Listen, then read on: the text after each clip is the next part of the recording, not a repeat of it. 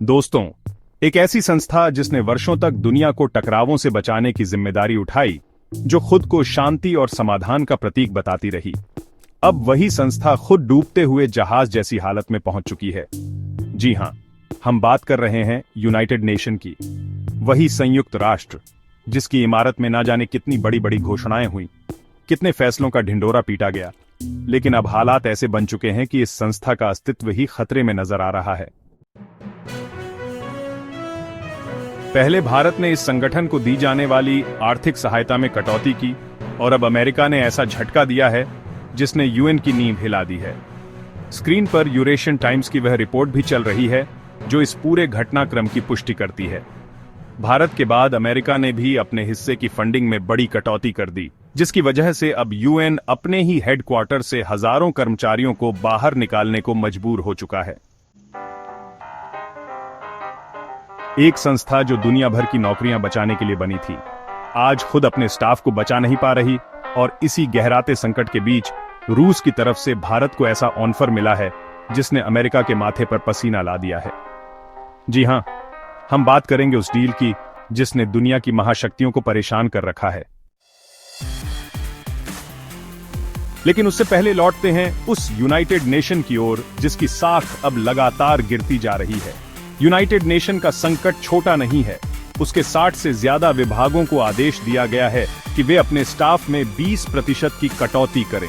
19 मई 2025 की मीटिंग में यूएन की एडमिनिस्ट्रेटिव और बजट से जुड़ी 5वीं कमेटी ने साफ कहा, अब पैसे नहीं है। जून के मध्य तक हर विभाग को छौंटने की योजना पेश करनी है। इसका मतलब हजारों नौकरियां अब खतरे में हैं। महासचिव एंटोनियो गुटेरेस खुद मान चुके हैं कि बीते 7 सालों से यूएन की वित्तीय स्थिति लगातार बिगड़ती जा रही है। साल 2023 में अकेले $13 बिलियन यानी करीब 1 लाख करोड़ की सहायता दी थी। उसने अब सीधे हाथ पीछे खींच लिए हैं। राष्ट्रपति डोनाल्ड ट्रंप की वापसी के साथ उन्होंने एग्जीक्यूटिव ऑर्डर के तहत यह साफ कर दिया है कि जब तक यूएन की समीक्षा नहीं होती, $1 भी नहीं मिलेगा। फिलिस्तीनियों की सहायता करने वाली एजेंसी URWA की फंडिंग तो पूरी तरह बंद कर दी गई है। WHO से अलग होने का ऐलान पहले ही हो चुका है। विदेशों में जा रही 90% मदद पर अस्थायी रोक लगा दी गई है। अब सोचिए, अमेरिका के बिना भारत की मदद में कटौती के साथ और बाकी देशों के पैसे समय पर ना मिलने की स्थिति में यूनाइटेड नेशन कैसे टिकेगा। 193 देशों में से केवल 152 ने 2024 में अपनी तय रकम समय पर दी। 40 देश, जिनमें अमेरिका भी शामिल है, या तो समय पर अपना योगदान नहीं दे पाए या फिर जानबूझकर टाल गए। चीन जरूर अपना योगदान समय पर देता है, लेकिन वह काफी नहीं है। भारत ने भी अब अपना रुख सख्त कर लिया है। पिछले साल भारत ने संयुक्त राष्ट्र को करीब 12,889 दिए थे, लेकिन इस बार थोड़ी बढ़ोतरी के साथ यह संख्या 37.64 मिलियन पर रुक गई है। और ऐसा इसलिए हो रहा है क्योंकि अब भारत भी समझ चुका है कि यह संस्था अब निष्पक्ष नहीं रही। भारत के राष्ट्रीय सुरक्षा सलाहकार तक यह कह चुके हैं कि भारत को संयुक्त राष्ट्र के पीस कीपिंग मिशन से भी बाहर आना चाहिए। अब जरा सोचिए, भारत दुनिया की चौथी सबसे बड़ी अर्थव्यवस्था बन चुका है, दुनिया में सबसे बड़ा लोकतंत्र, सबसे ताकतवर सैन्य राष्ट्रों में एक, और फिर भी संयुक्त राष्ट्र की सुरक्षा परिषद में आज तक स्थायी सदस्यता नहीं मिली।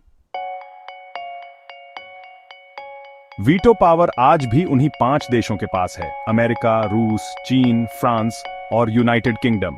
भारत ने 70 सालों में 2 लाख से ज्यादा सैनिक संयुक्त राष्ट्र के मिशनों में भेजे हैं, लेकिन आज भी वह खुद के सम्मान के लिए तरस रहा है। तो फिर सवाल उठता है, भारत कब तक संयुक्त राष्ट्र के लिए पैसा और संसाधन बर्बाद करता रहेगा? और अगर यूएन भारत की आवाज नहीं सुनता, तो क्या भारत को भी अमेरिका की तरह फंडिंग पूरी तरह बंद नहीं कर देनी चाहिए? और अब आते हैं उस खबर पर जिसने वॉशिंगटन तक में बेचैनी बढ़ा दी है। चीन ने पाकिस्तान को 40 5th जनरेशन के जैथन स्टील्थ फाइटर जेट्स देने का ऐलान कर दिया है। यह वही पाकिस्तान है जो वर्षों से एयरफोर्स में बदलाव की कोशिश कर रहा था। अब सवाल यह है, क्या इससे पाकिस्तान भारत के बराबर आ जाएगा? नहीं, लेकिन इससे भारत के लिए रणनीतिक दबाव जरूर बढ़ गया है। और तभी रूस सामने आया एक चौंका देने वाला ऑफर लेकर। भारत के पास 3 विकल्प हैं। भारत का अपना एम का प्रोजेक्ट जो अभी कम से कम 6 से 7 साल दूर है। दूसरा, अमेरिका का F-35 जो शानदार जरूर है, लेकिन उसमें टेक्नोलॉजी का नियंत्रण अमेरिका के पास ही रहेगा। और तीसरा, रूस का Su-57 जो अब भारत को न सिर्फ मिल सकता है, बल्कि रूस इस बार सोर्स कोड टेक्नोलॉजी ट्रांसफर और भारत में मैन्युफैक्चरिंग तक का प्रस्ताव लेकर आया है। सोर्स कोड का मतलब क्या होता है? मतलब यह कि भारत उस फाइटर जेट को अपनी मर्जी से अपग्रेड कर सकेगा, चाहे उसमें मिसाइलें जोड़नी हो या रडार बदलना हो, सब कुछ भारत के नियंत्रण में होगा। याद कीजिए, राफेल शानदार जेट, लेकिन फ्रांस ने सोर्स कोड नहीं दिया, इसलिए भारत आज भी उसमें अपनी मिसाइल नहीं जोड़ सकता। लेकिन रूस का ऑफर इस बार पूरी तरह से अलग है और यही बात अमेरिका को परेशान कर रही है। अमेरिका ने कहा था कि जून में वह भारत को F-35 ऑफिशियली ऑफर करेगा, लेकिन रूस का यह कदम बाजी पलट सकता है। अब देखना यह होगा कि अमेरिका इस रूसी चैलेंज का जवाब कैसे देता है। तो दोस्तों, एक तरफ संयुक्त राष्ट्र अपनी नींव हिलते हुए देख रहा है, दूसरी तरफ भारत को मिल रहा है ऐसा मौका जो उसकी सैन्य शक्ति को अगले स्तर पर पहुंचा सकता है। अब फैसला भारत के हाथ में है। दोस्तों, अगर हम आज की इस पूरी तस्वीर को ध्यान से देखें तो मामला सिर्फ यूएन की फंडिंग का या पाकिस्तान को मिले फाइटर जेट्स का नहीं है।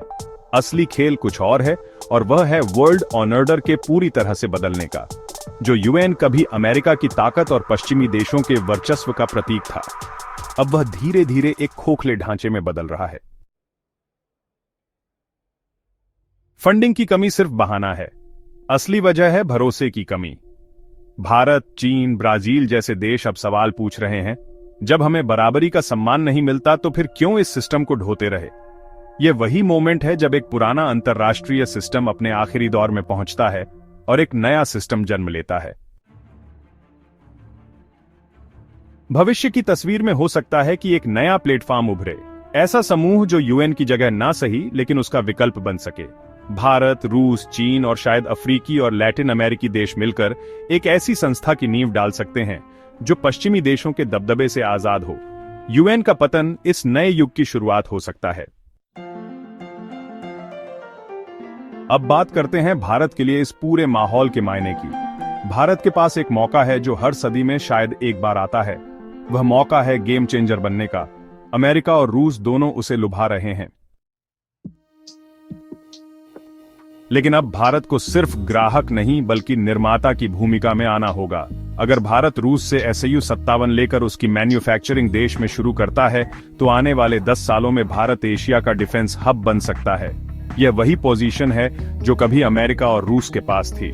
चीन का पाकिस्तान को फाइटर जेट देना असल में भारत को उकसाने की कोशिश है।